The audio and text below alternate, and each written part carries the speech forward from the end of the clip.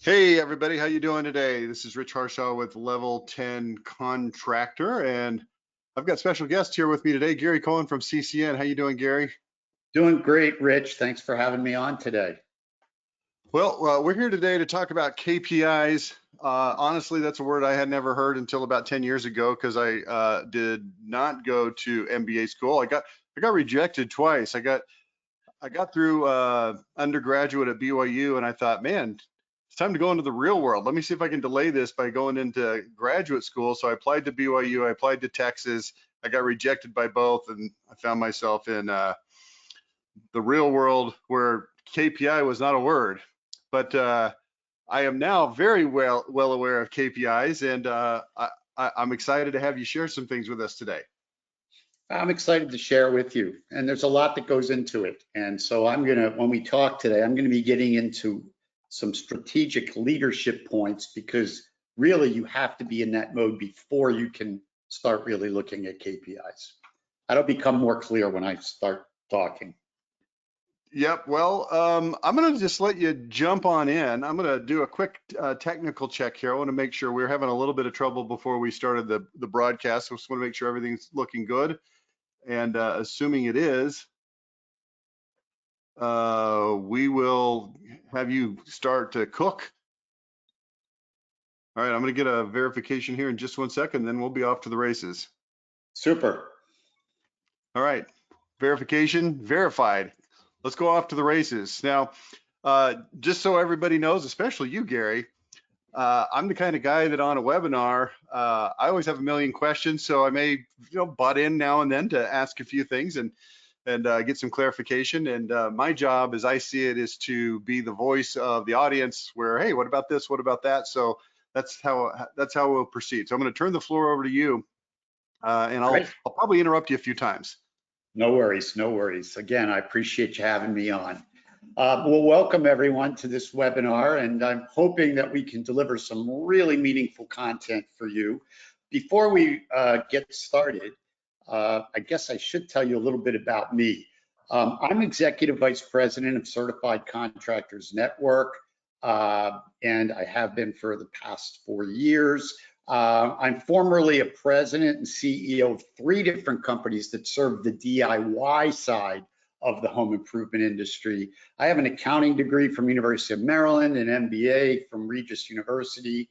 I'm a former clinical professor of business at the University of Maryland's Robert H. Smith School of Business, and I've been a certified business and leadership coach since 2006. Enough of that. Okay, I do have a gift for all of our attendees. If you stick around till the end, there's an opportunity for you to grab something of value, so please do. So let's get started.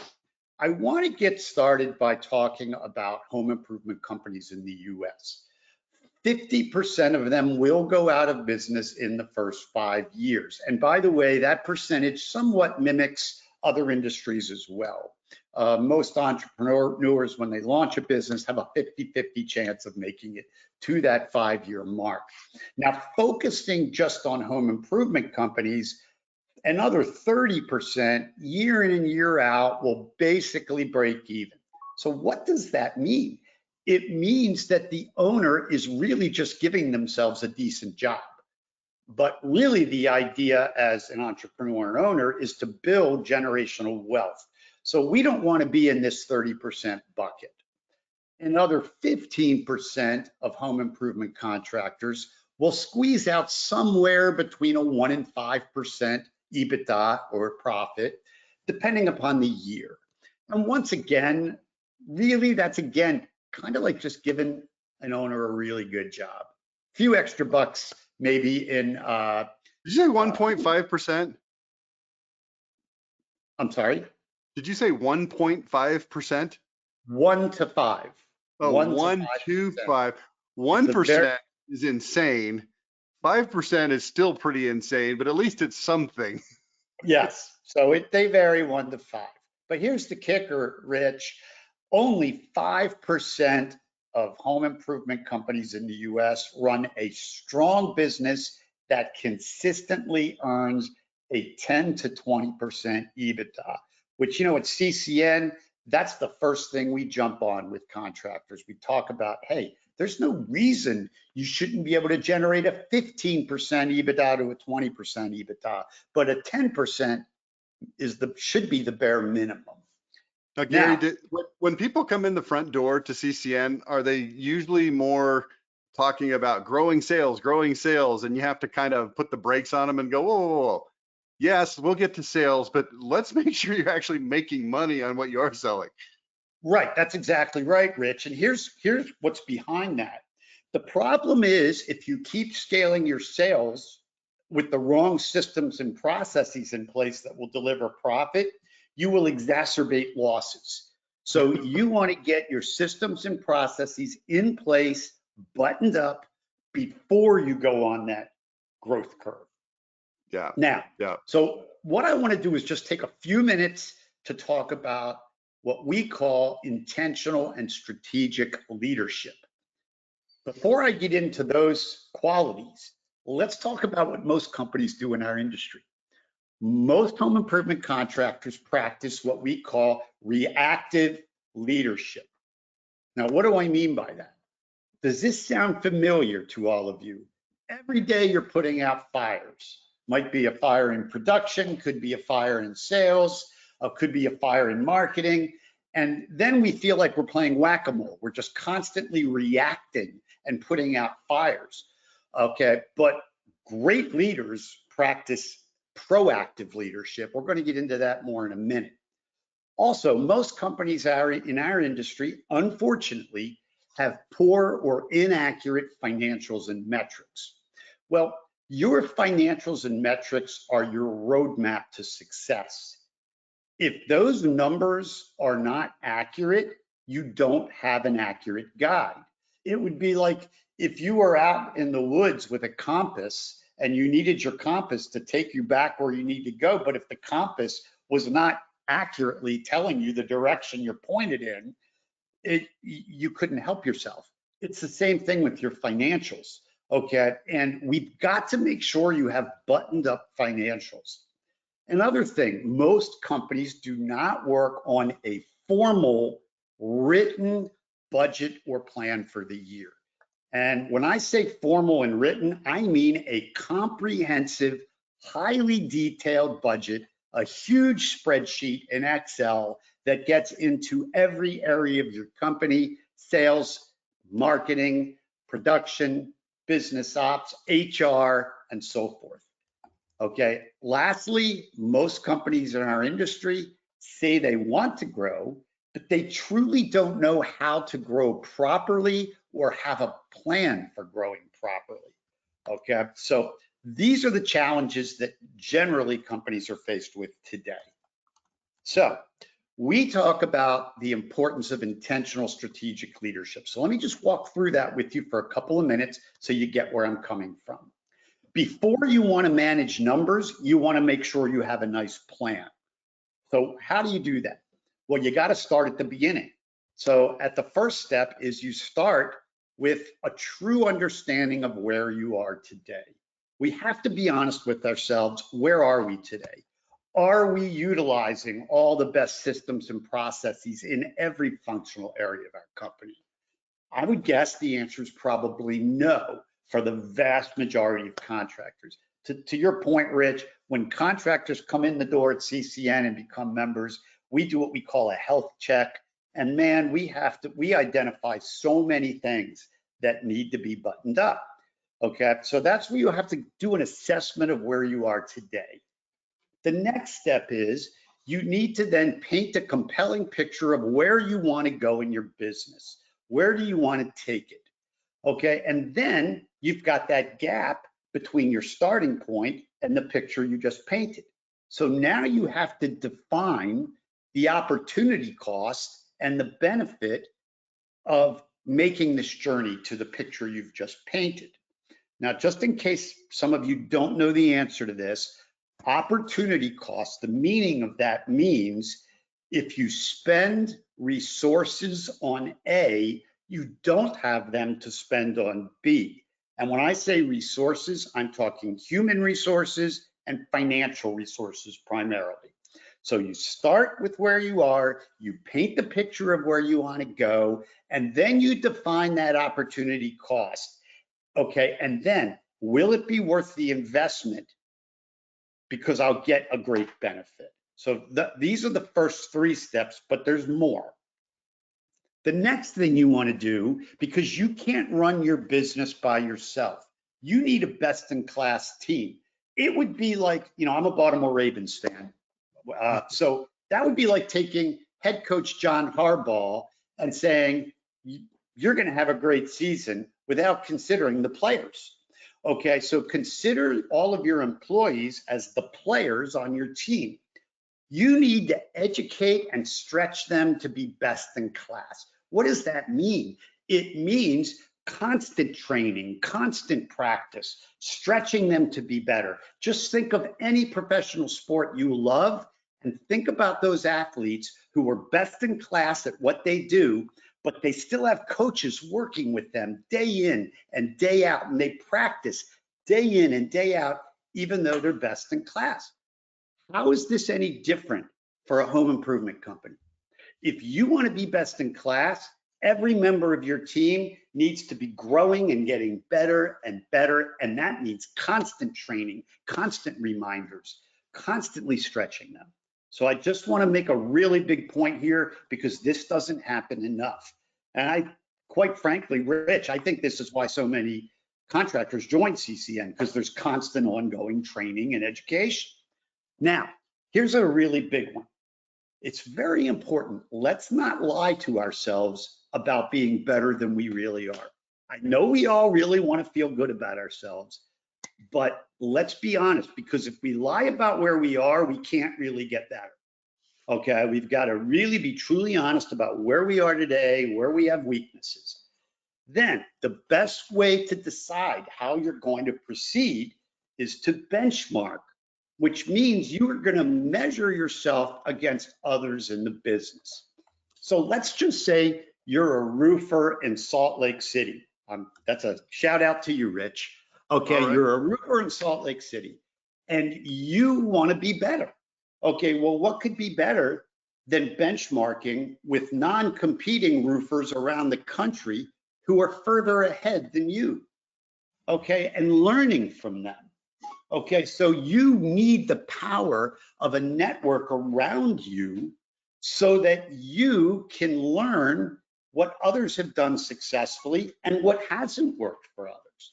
So you want to make sure you are beginning to benchmark your own company against others. If you try to operate your business on an island by itself, you're never going to maximize your success.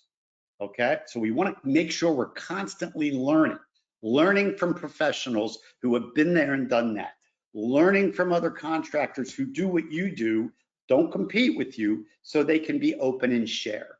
And this is extremely important. And the best contractors out there are already doing it, and that's why they're scaling so profitably. Here's another thing. When you talk about your team, and I discussed that, how you want them to be best in class, you want to add a little incentive, make sure you practice what we call gamification. How do you gamify your business? It's really quite easy. Create some internal competition, friendly competition amongst your team members. Every month, have a sales contest. Now you have to right size your sales contest because you might have one sales rep selling 3 million a year and you may have another selling 1 million a year. So you might want to do it more on percentage improvement or whatever, but come up with metrics to gamify your business, both for your sales team and for your production teams. If you can get them raising the bar and competing to be better, high tides lift all ships, and that's what you're looking to do. So gamification, very important. Now, as you're going on this journey to this picture you painted that I already discussed, you routinely have to take a pause and evaluate your performance. So why am I saying that? It's because the one thing I can tell you is your company and the environment in which your company operates are both dynamic. They're constantly changing. Nothing is static around us. That means you might have to make adjustments along the way based on things that are changing around you. That's why you've got to pause and make modifications as necessary to your plan so you can get back on track towards that compelling future. Now, industry best companies, okay, have common traits. They're the fastest growing companies and they're the most profitable companies. Why? It's because their financials are robust, they're accurate, and they're timely. Also, their margins, whoops, sorry guys, the margins are strong. Okay, the fastest growing companies in the US have the highest gross margins. Now, I want you to think about that because it may seem counterintuitive to you. You may be thinking, well, gosh, if their prices are so high, providing them with such high margins, how can they really grow that fast? Because they're not competitive. Here's the answer. Rich will love this. He's a marketing guy. Okay, you're not selling on price, you're selling on value. So you have to have a strong value proposition that you build out. I mean, at CCN, we have a whole training on that, just on that. Okay, that's really important. Your customer will not have a problem paying more to you if you're delivering greater value and greater peace of mind for them.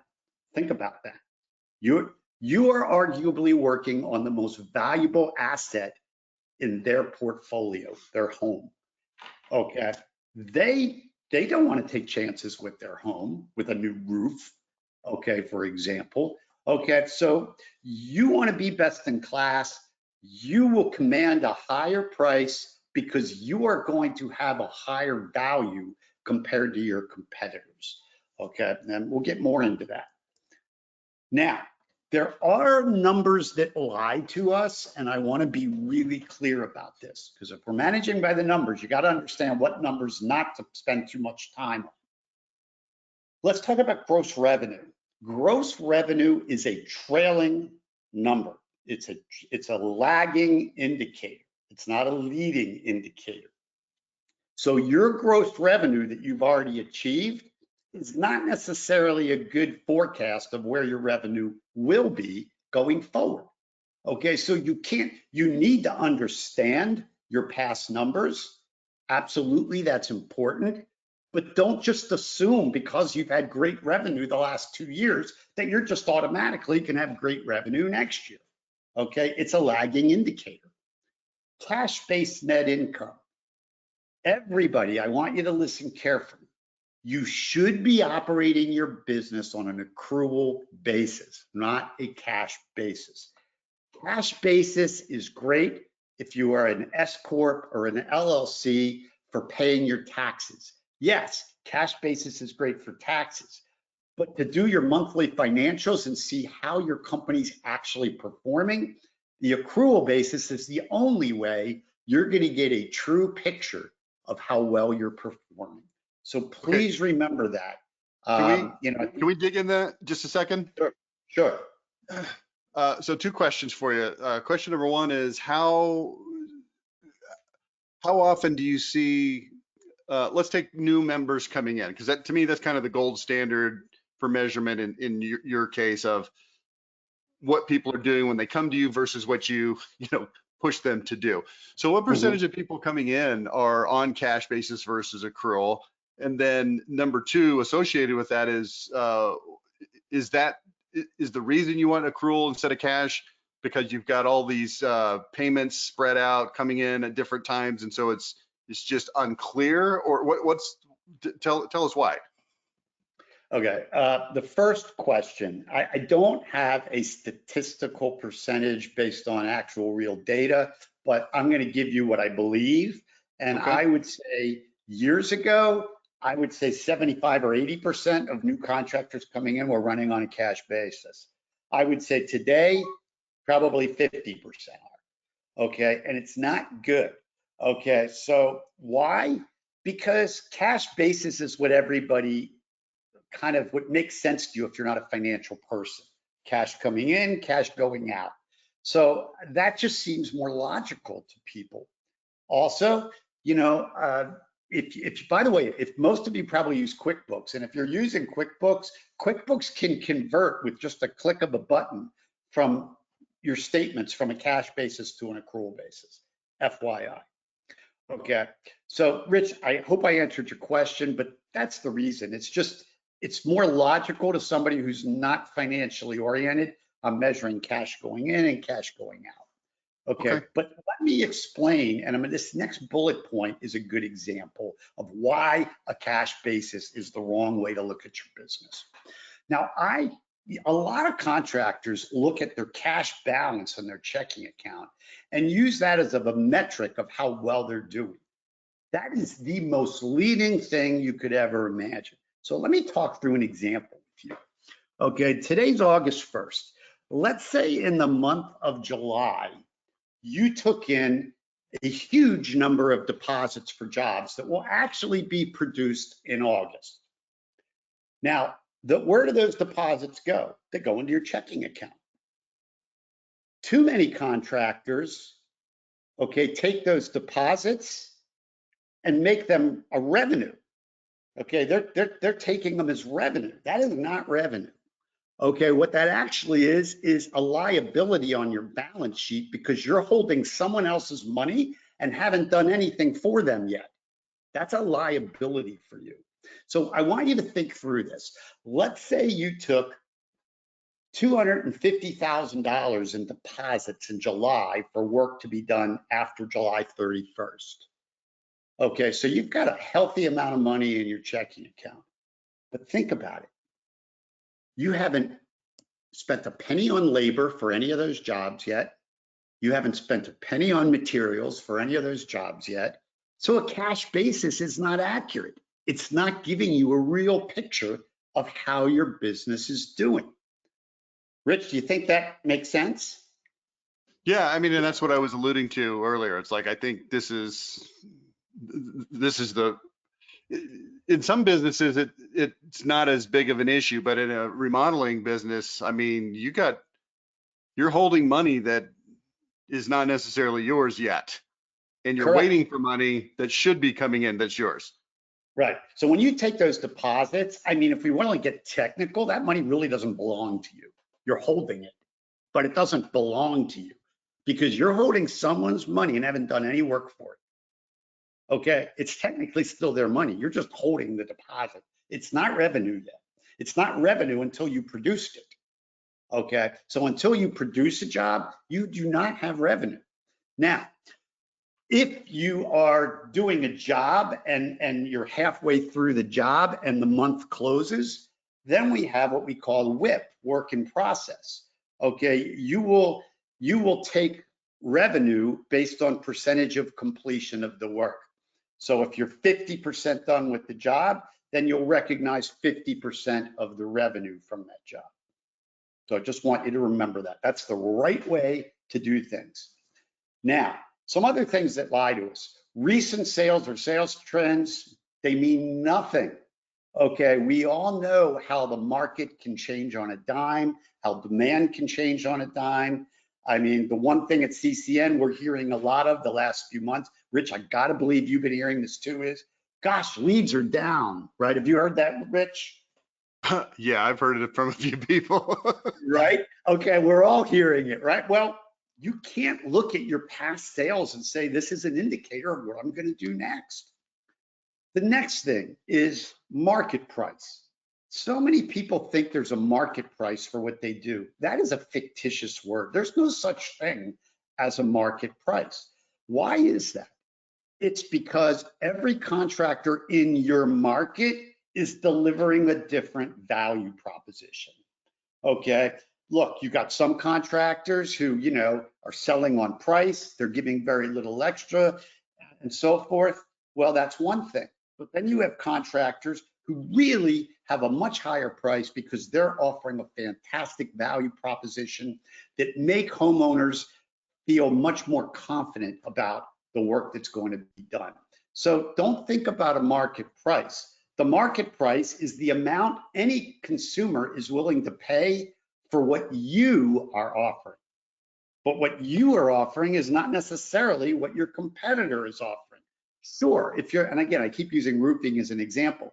If you both are roofers and you both are, use Owens Corning shingles, well, yeah, you may be using the same exact shingles to do a job. So the bid, your proposal may have the same materials on it, but that's not an indicator of better value for sure. Okay, it's not just about the materials. Another thing, gross profit percentage, although we encourage getting that number way up, that number lies to us. And here's why it lies to us. You may have successfully increased your gross profit to record numbers, but that's not an indicator of your net profit. Because when you raised your gross profit, did you also increase your overhead and operating expenses? Because if you did that too, you may not increase your profit at all. So when you look at gross profit in a vacuum, that's a bad thing. You got to look at the whole P&L. Okay, now, this is what I really want to take you through. This is how you're going to get better. This was developed by us at CCN. It's what we call our virtuous cycle of success.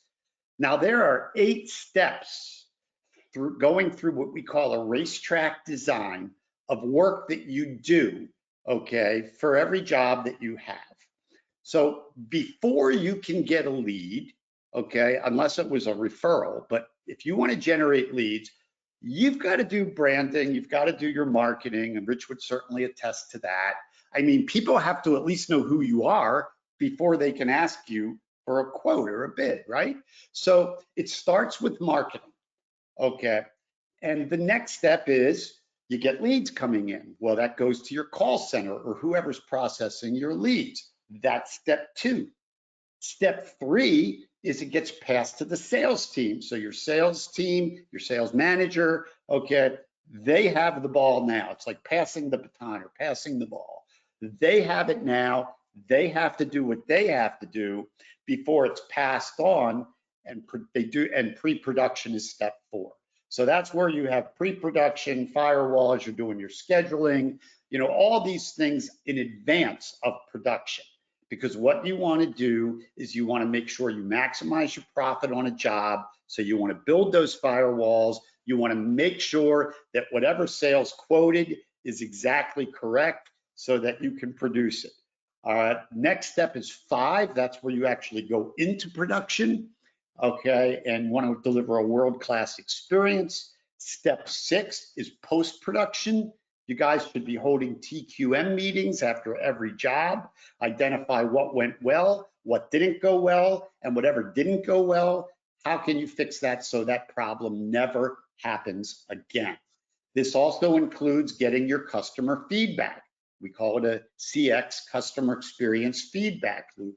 Okay, you want to get that feedback. So this is where you evaluate what you just did. Next step, number 7. Now you're going to look at your financials and your KPIs, okay? And when you do that and you review your financials, most likely you will occasionally identify issues, okay? You got a problem. Okay, well, now what do you do with that problem? Well, then you go to step 8 and you perform what we call a root cause analysis.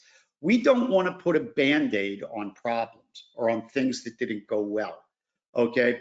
The reason we don't want to put a Band-Aid on it is because it'll keep happening. We want to get to the root of the problem, figure out what it was that's causing that problem, and button that up with a good action plan to fix it so it never happens again. And then we're going right back to 1 again, because this is a never-ending loop, because you're getting business all the time, hopefully, right? So now let's go back and talk about, well, why am I walking you through this? If you want to improve your profitability, okay, the way to do it is when you look at KPIs, and I'm going to get into the KPIs in a minute, but when you look at KPIs, okay, it's important to look at how you can make little improvements to every KPI with every contract you work on. How can I get just a little bit better? Now, why do I say just a little bit? Because 2 reasons. A, it's not easy, frankly, to make big jumps at one time. Okay, number 2, what happens if it's not easy to make big jumps at one time? People get frustrated. People get disappointed. I'm talking about your team, okay? And that affects their productivity. So the goal here is when we go through these 8 steps, every time we travel through these steps, we want to make a micro improvement to the data point in these 8 steps. Okay, just a micro, small, tiny, fractional improvement. Now, if you're doing 350 jobs a year, I just made that up. Some are doing way more, some are doing less. If you're doing 350 jobs a year, imagine if you made micro improvements in each of these 8 areas 350 times in a year. Well, suddenly those micro improvements have now delivered macro results across a year's time spent. I hope everybody follows what I'm saying. Rich, is that clear, you think, to everybody? Yeah, I mean, what do they call this? Kaizen? Mm-hmm. I think that's the It right is like word. Kaizen. That's exactly Continuous right. incremental improvement. Continuous improvement. And that's where everybody needs to be focused. Frankly, guys, our CCN members, a lot of them take this visual and have put it up in various areas in their company on the walls to remind everybody that every day we're looking to make a micro improvement in whatever area they work in. If it's the person in your call center, they're focused on micro improvements on a daily basis. If it's your production team, same thing. Sales team, same thing. Okay, so you want to travel through this cycle, making these fractional improvements. So let me give you an example. Let's look at the sales team. Let's say your sales team is averaging a 28% close rate against leads issued. Okay, so, and then of course you want to look at it per salesperson. So some are going to have a higher close rate, some are going to have a lower one. Okay, so what about if what if a sales manager went to their sales team and said, look, here's what I want. I want you to keep practicing your craft. Okay, they should be doing role plays on a regular basis. They should be following a set script for their sales. Nobody should be winging it. We want to fine tune this just like professional football teams do, basketball teams. You're no different. Think of it as a sport. Okay, you want to say, hey, sales folks, I'd like to see you improve your close rate by 0.2%. That's it, 0.2%. Okay, but every time you go out there and make a sales call, let's try to add another 0.1%. Really small fractional improvements, because that feels doable, that is doable, and cumulatively over the course of a year, that's going to deliver massive results. So it's funny. Growing up as a kid, my dad always said the only way to eat an elephant is one bite at a time. You've probably heard that too.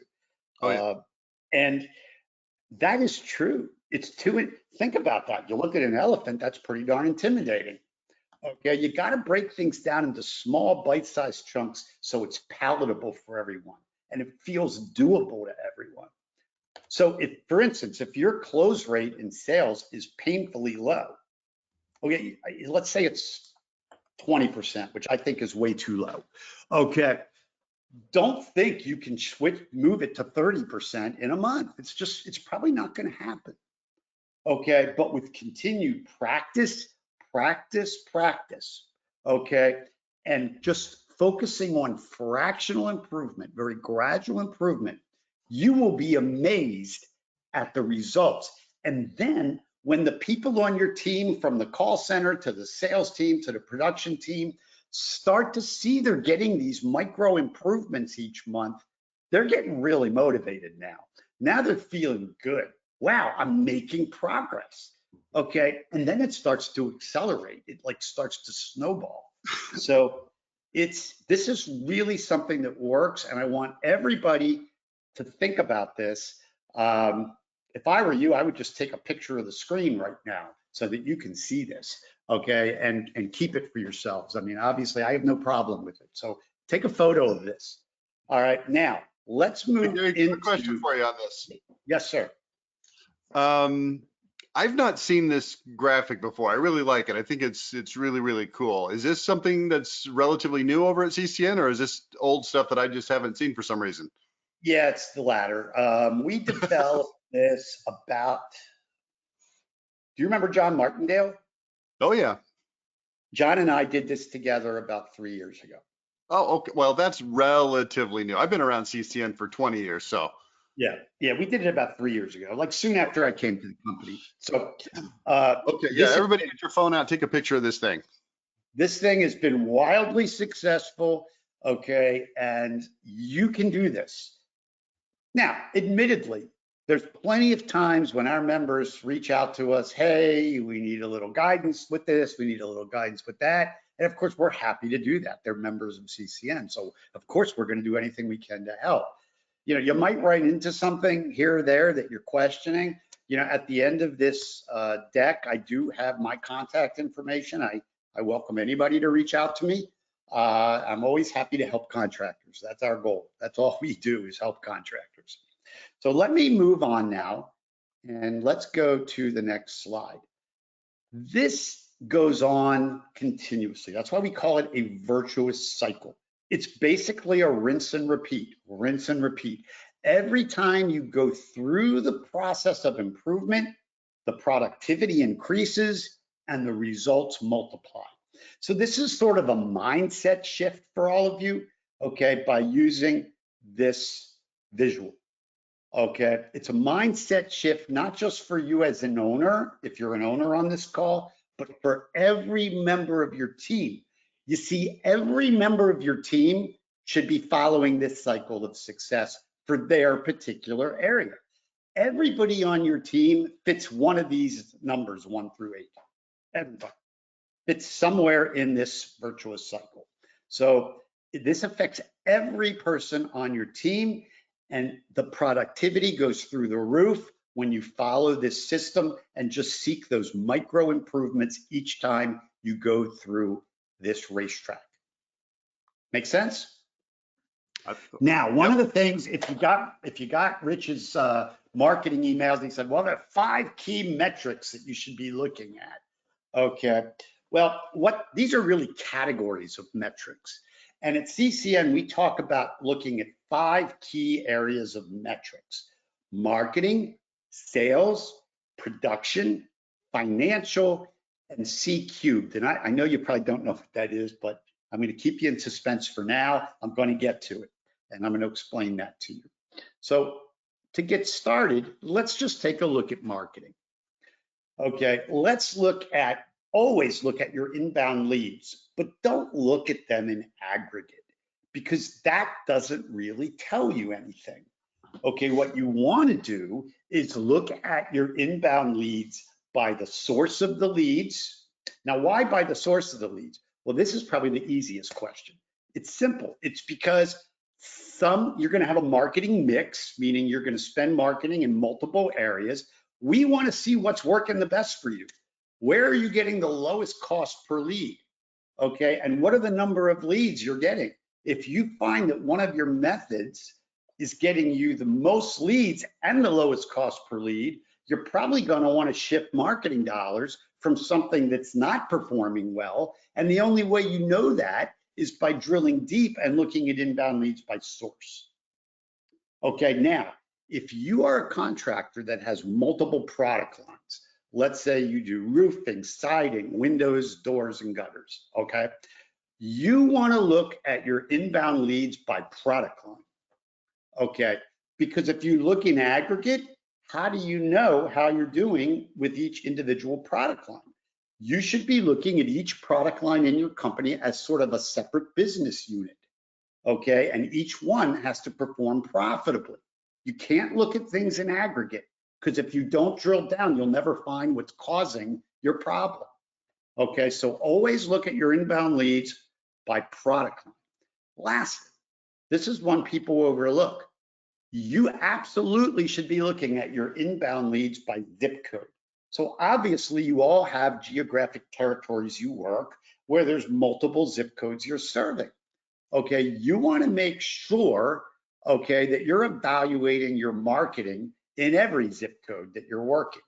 Okay, I'm going to give you a real life example of something that one of our members said a while back. We were in sort of a mastermind call, and this is a roofing company, and this particular owner said to me, Gary, I'm thinking about coming out with a really low priced roofing solution, like really cheap, low priced roofing solution. I said, really? Why would you do that? And the person said to me, well, because in this one zip code where we've been serving for many, many years, we're just not getting anything. It's a lower income area. And I guess that, that our current offerings just don't have something affordable to them. So I feel like we should come up with a low price solution. So my comment was, or I came back with a question. I said, well, if you start offering a low cost solution so you can sell into that zip code, how is that going to impact your overall brand when you're selling a cheap solution? I didn't think of that. I said, well, wouldn't you be better off thinking about exiting that zip code and taking the marketing dollars you've spent in that zip code and investing it in zip codes that are performing at a high level for you? Oh, that makes sense. So see, that's why you should be looking at zip code. Okay, you always want to have the most efficient marketing possible. I know Rich will agree with me. He's a marketing guru. Okay, Yeah, you this is want to be. one of the reasons, Gary, why at Level 10 Contractor, we're so focused right now, among other things, but very focused on CTV and OTT, digital television advertising, because we can pinpoint into zip codes. And if we don't like what's happening there, we don't want to go there, we just kick it out. Very, very surgically precise. Yeah, and so what Rich just said, guys, is exactly what I just said. He gave you a perfect example.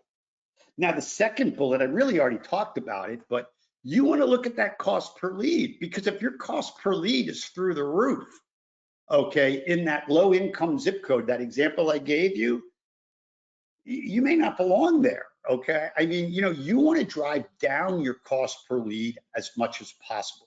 Here's the goal. You want to maximize your inbound leads while reducing your cost per lead. Whoever's driving the marketing at your company, that should be the goal, to operate as efficiently as possible. Why? That's going to drop right to the bottom line. And we all want to be more profitable. Now, we can look at other metrics too, and we should. Contact rate, okay? How many, your call center, this is a call center metric. How many leads were contacted against total opportunities you received? That number should be really high, okay? And this is a great example of the figure 8, the virtuous cycle of success. Your call center should be charged with, I want to see this fractional increase every month. Set rate, same thing. It's a call center metric, okay? Appointments set against those contacted. Once again, let's look for fractional micro improvements in that percentage every time we move through the cycle, okay? Then you've got issued rate, right? That's confirmed appointments against appointments set. Okay, that's an important metric. You want to look, so every one of these, and then by the way, if you do a 2-call close versus a 1-call close, if you're doing a 2-call close, that first call is a measure call, then you want to look at an additional metric, which is measure calls completed against leads issued. If you're doing a 1-call close, you don't need to be concerned with that, because you'll look at that metric, okay, when you look at the 1 call itself, which you're doing it all in one, a needs assessment and an actual proposal or demo. I hope that makes sense, guys. Let me move, because we don't have a lot of time here, so let me go to sales. I'm going to skip the top bullet because I repeated it, because it kind of hovers between marketing and sales. Demo rate. Well, I would argue demo rate is the most important sales metric, even more than close rate. Now, some of you may be thinking, oh, Gary, you must be crazy. How could you say that? I'll tell you why. You'll never make a sale if you had never given a price. You will never make a sale if you've never given a price. And you're never giving a price until you give a demo. Okay, so you got to look at your demo rate and you've got to get that up. Okay, so once again, you don't want to, intimidate, okay, your team by giving them these big jumps. Okay, and by the way, you'll see I have demo rate against measure call and leads issued. The real metric you should focus on is leads issued. It's okay to look at your demo rate against measured calls. That's fine, but not instead of leads issued. That's the gold standard, demos against leads issued. Okay, so you want to make sure that you're seeing those micro improvements there. Okay, close rate, same thing. Okay, contracts, you can measure that multiple ways. You can measure contracts won against demos, contracts won against measured calls, or contracts won against leads issued. Once again, the gold standard is contracts against leads issued. Why am I saying that? Very simple. Where are you spending money? You're spending money on getting leads. Rich can attest to that. Okay, so if you're spending money on getting leads, how many contracts are you getting for the money you're spending for those leads issued? Okay, so this is a way to improve your financials. Okay, if you can increase your number of contracts against leads issued, you're going to get more bang for your marketing buck. Remember, any sale that you do not close with a lead that came in is a lead that you lost, and that lead cost you money. If they went with somebody else, that cost you money and you're not getting it back. It's a sunk cost. All right, so we want to maximize those contracts. But again, we can really intimidate a sales team if we tell them, hey, you need to increase your close rate by 6%. Well, that's a lot. Okay, but what if we told them, you know what, every month, I want to see you increase your close rate by a fraction of a percent, but I want you to do it every month. Sales rep says, well, how am I supposed to do that? Easy. You need to work hard. You need to practice. You need to do role plays. Okay, you need to work hard on being best in class. Nobody ever reaches perfection. But if you want to be a major league player, and that's the analogy I love to use because most people like sports. Okay, I always like to use sports as an analogy. You want to be a professional in sales, just like a NFL football player or an NBA basketball player, then you better be practicing every day. You better be raising your game every day. Okay, so just make micro improvements every day. Not looking for big jumps, just consistent micro improvements. Finance rate, another really important one. Okay, looking at finance jobs against total jobs sold. Guys, 50% of all home improvement jobs valued at $5,000 or more are financed. The bigger the job, the higher that percentage. You should be targeting to finance a minimum of 50% of your jobs, minimum. And the higher you go, the better. Okay, I want you to think about buying a car for me. When we go to buy a car, okay, the sales folks and the sales manager at the car dealership, they really don't focus on the total price of the car. Here's what they focus on. I can put you in this car for $499 a month. I can put you in this car for $599 a month.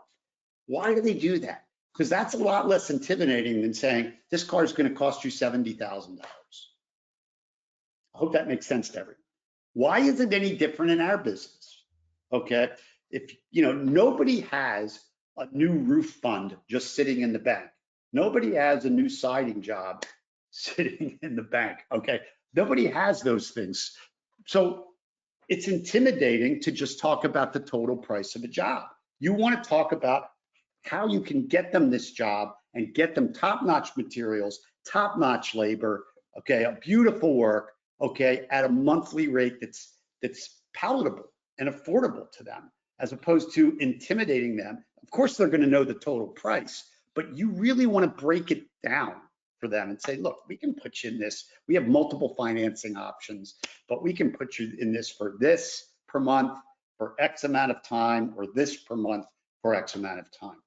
You need to learn how to present financing. Your sales folks do. They need to learn how to best do it and how to close on it. Okay, we train that at CCN very effectively, but that's something you really want to look at. Okay, you also want to look at your finance average job size versus your non-financed average job size. Why? Because the goal is if you're financing more, you can upsell more. You can sell bigger jobs. Okay, because the difference in the monthly cost is not that great, even though the total difference in dollars is great. Okay, and you may realize that when you think about things like a mortgage. Okay, if you buy a house for $10,000 more than you were planning, the monthly payment's not going to go up that much on a 30-year mortgage. Okay, it's the same thing when they're getting work done at their home. Cancellation rate, important metric to look at. You know, clearly you want that to be as low as possible. So you want to track that metric very carefully. Okay, and then let's talk about monthly sales. You want to track that very closely by product line, month to date, year to date, against goal and against prior year, because each of these tell you something different. And you want to look at these metrics on an individual basis by sales rep and also as a total aggregate as a sales team. Okay, this is powerful data. Okay, and we want to practice data-driven decision making. That's why we want to manage by the numbers. You know, I came out of, and I told you this in my bio, I came out of academia where I was a professor of business at University of Maryland. I also served as associate dean for 4 years of the business school. I can tell you that every business school in the country today is focused on data-driven decision making, which is why there's been an explosion in the offering of business analytics courses, marketing analytics courses, supply chain analytics courses, because it's all about data. Okay, you want to manage your business by data, not with your gut. Production. Okay, this is an important one too. We want to look at production carefully. We want to look at capacity modeling and capacity utilization. What does that mean? Okay, well, what capacity are your production crews working at? So let's say you have the capacity, okay, to do X number of jobs, all right, per year. You should be operating at about 80% of your total capacity. Why 80%? Very simple. If you're operating at 100% of capacity, how can you grow? You would have such a huge backlog that you'd be getting cancellations left and right.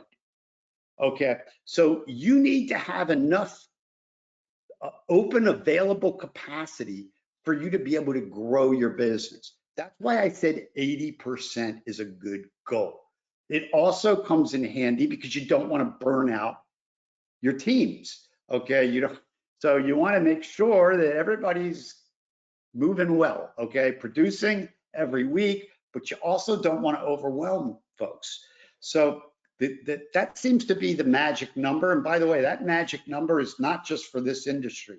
It applies in many industries. 80% should be a good target. So always measure your capacity, your capacity against your utilization of that capacity. It's a very important metric. First pass yield, we can also call it throughput yield. What does that mean? That means when sales passes the job, passes the contract on to production, is it exactly as it should be that first time around? Okay, because that saves money. Okay, that will save money and that drops to the bottom line. So you want to improve that throughput yield. You should be looking at customer satisfaction numbers. Okay, absolutely. You can use Net Promoter Score, or you could use Guild Quality, which is LTR, likely to recommend, but you want to be on top of customer satisfaction. Very important metric. Okay, let's face it. Your job is to deliver a world-class experience to every single customer, as if you were doing the job for your own mother. That's the kind of work you should be doing for every customer. Okay, because that's what's going to get you more referrals, more 5-star reviews, and so forth. and that's going to help energize and drive your growth. Okay, you want to look at your throughput, which is your billings compared to your goal. You want to look at your gross margins per job, by product line, by job, and relative to your goal. And you want to look at these metrics, these by margin, by day, and by crew. Why do I say that? Because this is a way to identify what crews are performing efficiently and well and which ones aren't. Okay, so you want every person on your team to know that you are making data-driven decisions and you're running your business by the numbers, because numbers don't lie. Okay, so you want to make sure that everybody on your team is focused on that continuous improvement. You want to look at budget versus actual on every job. You want to make sure that you are doing job costing properly. I mean, we have courses on all of this, and I can't get into all of this in an hour, but you want to make sure you're doing accurate job costing by job and by product line. And you also want to look at your collections and make sure that you're doing a good job on your collections. The longer you have a receivable, the less likely you're going to collect it. Financial. Okay, so you want to look at your P&L on a monthly basis. Again, it should be on an accrual basis, and that's the only way you're GAAP compliant. What is GAAP? Generally Accepted Accounting Principles. That's GAAP. Okay, so you want accrual basis for your P&L, and you want to look at that every month. You want to look at how you did for the month versus last year for the same month. How did you do this month versus your goal for the month? Okay, you want to remember everything I went through about all the different ways you measure. You want to look at every way that you can, because each way tells you something different. Okay, it's very important. By the way, when we talk about your financials, your goal should be to have your financial statements ready for review by the 10th of the following month. Now, why do I say the 10th of the following month? Very simple. When you go through your P&L, you're going to identify issues. It's going to happen. Okay. Well, if you identify those issues on the 10th of the month, you still have 20 days left in the month to fix that problem and improve your performance. But if you don't look at your financials for the prior month until the 20th or 21st of the month, you have very little time to recover for that month. And now you've lost a month. Okay, you want to be looking at your financials within 10 days of the close of the month. Really important, because that impacts the next month. Okay, you want to do a monthly balance sheet review. You want to make sure you're building a healthy balance sheet and building your owner's equity. Okay, and you want to make sure that you're looking at liquidity, solvency, and leverage. Now, I can't get into all of this today. Like I said, we train on all of this, but liquidity tells you, are you going to have enough cash to survive the next 6 months? Okay, are you solvent? Okay, are you taking in more than you're spending? And you want to look at your leverage. How much are you leveraged? Do you have a lot of long-term loans out there? Are you relying more on borrowed money than equity? I mean, these are all things you have to look at. The goal we're trying to achieve here, guys, is converting all of you from contractors to sophisticated business people. Okay, that's the goal. Okay, you want to look at your marketing, sales, and production funnel reviews relative to goal, because there are financial implications for that. You want to look at your cash balances, your cash forecast. You want to do an accounts receivable and accounts payable review every month. And you always need to look at what your working capital requirement will be for the next 3 to 6 months. So you can be sure that you have a cash plan, because I can tell you this, the number one reason that contractors go out of business is they run out of cash. Number one reason. And by the way, running out of cash is about the only problem that you cannot fix, unless you have somebody out there who's going to drop a big check off to you. That's the one Gary, problem. Yes. We're running up against the hour here. Give I want to put the last KPIs on here, which is lagging indicators. Yeah, Here's what I want to know. Look, if somebody's made it this far through, clearly they're interested in what you have to say. Um, Tell us a little bit about CCN and how people can get involved so that they can get all of this stuff, in a hands-on approach with you guys. sure. On my last slide, I told you I had a gift for you. It's an ebook that I co-authored with one of the other leaders on our team. We call it the 6 Pillars of Success. And when you do go to download that book, we will capture your information and we will reach out to you to see if you have an interest in learning about what we do. It's not like a pressure call or anything like that. It's just if you're interested in learning what we do and how we can help your business, that's why we're here.